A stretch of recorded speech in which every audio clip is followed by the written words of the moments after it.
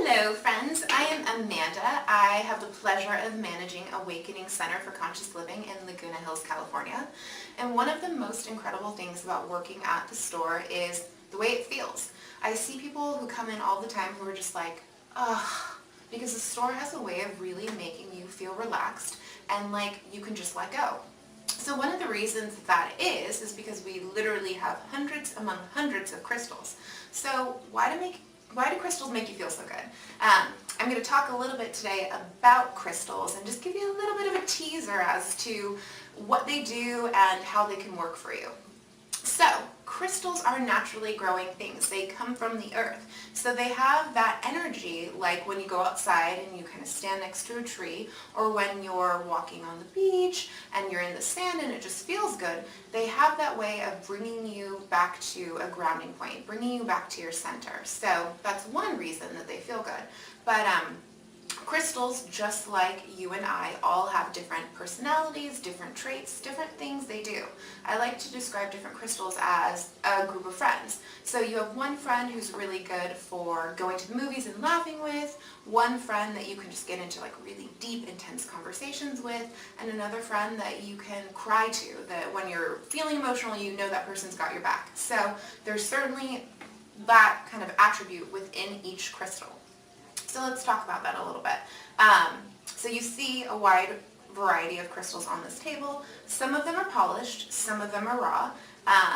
They're all, again, still living. It doesn't mean because they look shiny and pretty that somehow that killed the crystal. It didn't.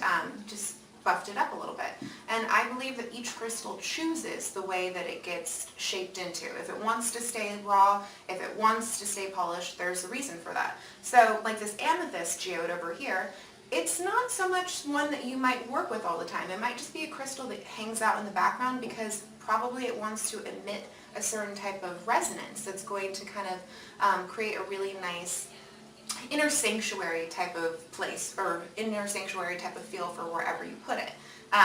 The citrine point right here. So there are different faces on the citrine.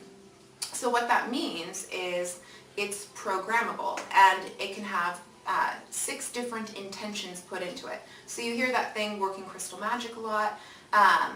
So you can ask this crystal to work with 6 different things with you. So, okay, I want to bring more money into my life. I want to bring more money into my brother's life. I want to feel more powerful.